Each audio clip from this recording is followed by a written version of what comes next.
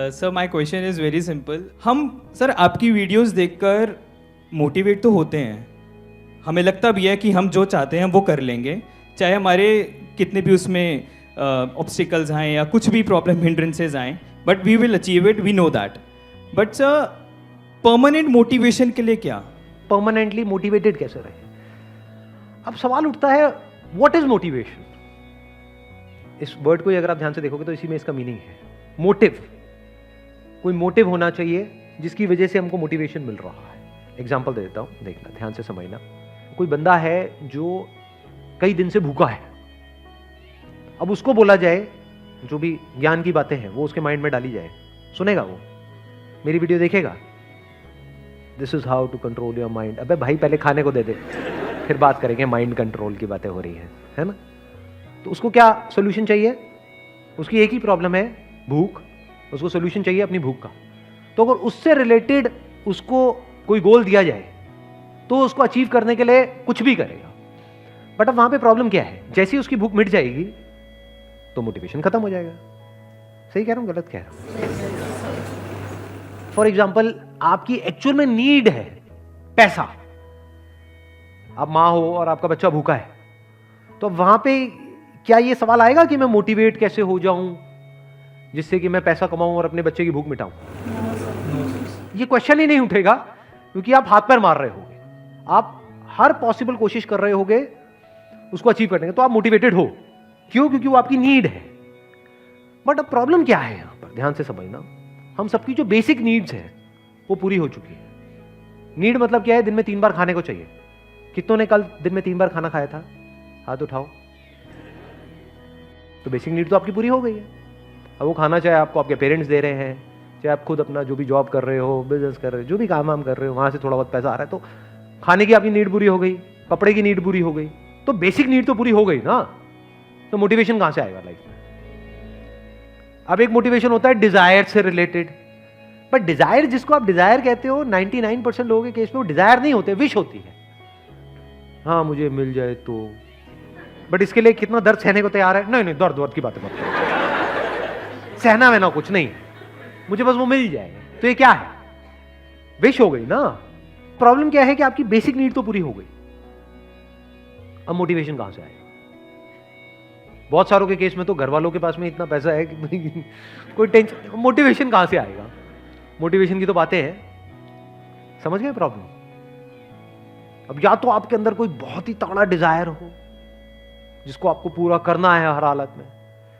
कि for example कोई घर था, जैसे मूवीज के अंदर नहीं देखा, पहले की मूवीज में होता था कि किसी घर में से आपको, आपकी माँ को, बूढ़ी माँ को धक्के मार करके बाहर निकाल दिया आपके चाचा ने.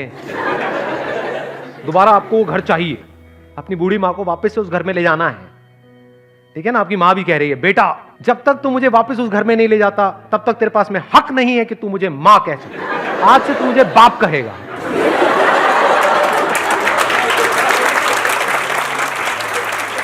अब अगर ऐसी कोई सिचुएशन है आपकी लाइफ में, तब तो ये क्वेश्चन बेकार हो गया.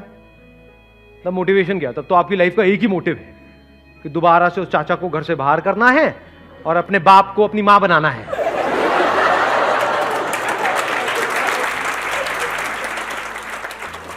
फिर तो आपकी लाइफ में एक मोटिवेशन है. ये डिजायर है, नीड नहीं है, डिजायर है, लेकिन स्ट्रॉन्ग डिजायर है, बर्निंग डिजायर है. बट ऐसा बहुत कम लोगों की लाइफ में एक्चुअल में होता है. ऊपर ऊपर से लोग बोल देते हैं. मैं आपसे पूछूंगा, हाँ भाई कौन सी गाड़ी अच्छी लगती है? कुछ भी बोल दोगे, फेरारी अच्छी लगती है. मतलब ठीक है, अच्छी लगती है या डिजायर है उसको पाने का? नहीं, मिल जाए तो अच्छा है.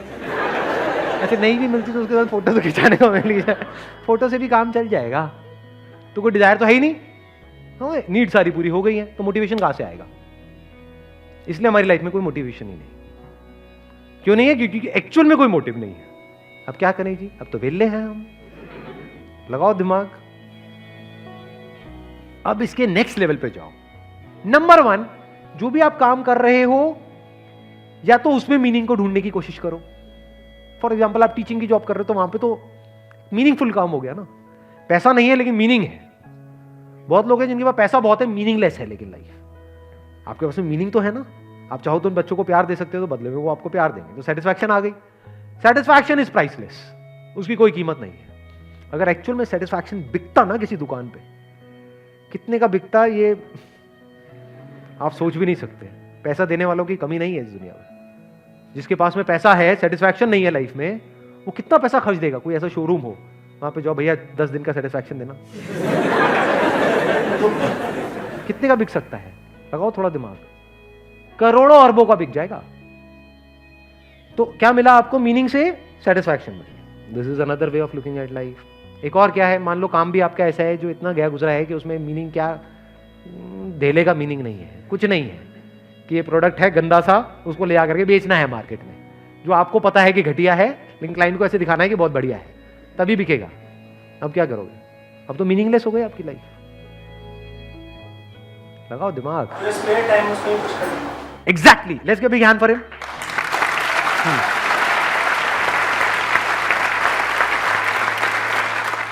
एक प्रॉब्लम को हम हर एंगल से देख रहे हैं। हम ज्यादातर क्या होता है, एक प्रॉब्लम को सिर्फ एक दो एंगल से देखते हैं, हर एंगल से हम देख रहे हैं। क्या कर सकते हो? स्पेयर टाइम तो है, सैटरडे संडे है, सैटरडे भी नहीं है, चलो मान लो संडे तो है। उसके अलावा सुबह जल्दी उठ सकते हो, वहां पे टाइम मिल सकता है, रात को टाइम मिल, उसमें कुछ मीनिंगफुल करो। Something which is really meaningful for you और फॉर अदर्स और फॉर बोथ। ये भी तो हो सकता है ना। एक है आपके लिए बहुत मीनिंगफुल है, ये समझ आ रहा है ज्यादा? हाँ, आपके लिए मीनिंगफुल क्या है? For example you love singing, dancing, playing, as simple as playing a sport. तो रोज सुबह उठ करके खेलो, कौन मना कर रहा है? तो अगर इतना सा भी आप करो कि वो एक्टिविटी करके बाकी के पूरा दिन आपको एक ऐसा काम करना है विच इज मीनिंगलेस, और करना ही पड़ेगा, सिचुएशन ऐसी है, फंसे पड़े हो, थियोरेटिकली तो निकल सकते हो, प्रैक्टिकली आप निकल नहीं पा रहे वहां पे पिछले कुछ सालों से, तो क्या करो? एटलीस्ट एक मीनिंग ऐड कर दो, मीनिंगफुल कुछ एक्टिविटी ऐड कर दो अपने दिन में। सुबह 1 घंटे के लिए मान लो, या वीकेंड पे, संडे के संडे, कुछ भी हो सकता है। That could be as simple as basic as going to an old age home. अगर वहां पर जाकर के आपको अच्छा लगने लग जाए तो आपको क्या होगा कि ठीक है, मेरा 1 हफ्ते तक टॉर्चर होने वाला है, कोई बात नहीं, लेकिन 1 हफ्ते बाद में वहां पर जाकर के मुझे सुकून मिलेगा, क्योंकि जो मैं 1 हफ्ते तक कमाऊंगा उसका इतना सा पोर्शन, छोटा सा, बहुत बड़ा ज्यादा नहीं, उतना सा ले जा करके उनको दे दूंगा, उनकी जिंदगी में थोड़ी खुशी आ जाएंगी। तो एटलीस्ट मेरे होने का इस दुनिया में कोई मीनिंग है, नहीं तो मेरी एग्जिस्टेंस ही मीनिंगलेस है। This meaninglessness is the biggest cause of loneliness. जिसको हम अकेलापन कहते हैं, वो मीनिंगलेसनेस का ही दूसरा नाम है, क्योंकि हम इतने सेल्फ सेंट्रिक हैं, सिर्फ हम अपने बारे में सोच रहे हैं। जैसी थोड़ा सा मीनिंग है वहां पे ऐड हो जाता है, एकदम से लाइफ बढ़िया हो जाती है। फॉर एग्जाम्पल, सुबह उठ करके आपको कुछ खेलना है, किसी स्पोर्ट्स कॉम्प्लेक्स में जाना है, तो एटलीस्ट ये तो है ना कि पूरे दिन का टॉर्चर हुआ, लेकिन there is something to look up to. कल मुझे 1 घंटा ऐसा मिलेगा जो मुझसे कोई नहीं ले सकता, जहां पर मैं कोई इंप्लॉई नहीं हूं, मेरे को किसी की सुननी नहीं है, जहां पर मैं खुल करके खेलूंगा। खत्म, मीनिंग आ गया लाइफ में। ये किसके लिए मीनिंगफुल है? एटलीस्ट आपके लिए तो है ना। और क्या कर सकते हैं? How to stay motivated all the time. और क्या कर सकते हैं? लगाओ दिमाग। और क्या रह गया? वीडियोस देखोगे, ठीक है, व्हाई नॉट। अच्छा, अब ये आपने बड़ी इंटरेस्टिंग बात बोली, वीडियोस देखोगे। वीडियोस देख करके क्या होता है? एंटरटेनमेंट। क्या videos?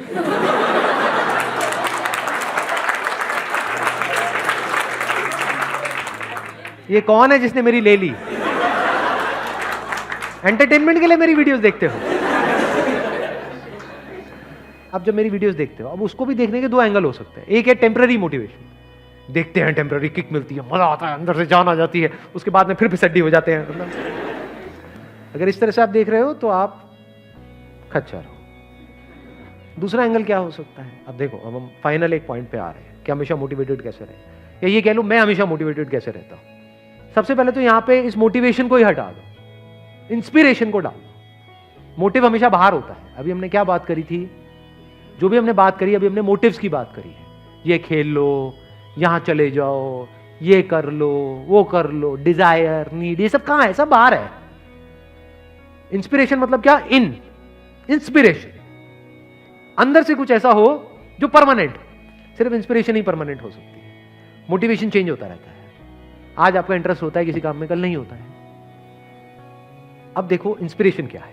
Inspiration is this desire to grow. ये अगर आप अपने अंदर इनकलकेट करो, इसको बल्कि करने की भी जरूरत नहीं है, क्योंकि ये सबके अंदर होता ही है बाय डिफॉल्ट। आप में से कौन है जो लाइफ में ग्रो अंदर से नहीं करना चाहता है? एनीबडी? सब करना चाहते हैं। ग्रो कैसे करते हैं? जब हम सीखते हैं। तो 24 घंटे सीखते रहो ना।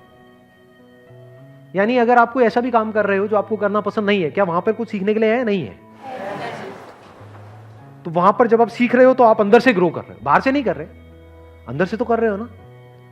जब अंदर से ग्रो कर रहे हो तो आपको मजा आ रहा है, किक मिल रही है लाइफ में। और इस प्रोसेस को आप जितना तेज कर सकते हो लाइफ में, उतना ही मजा आने लग जाता है।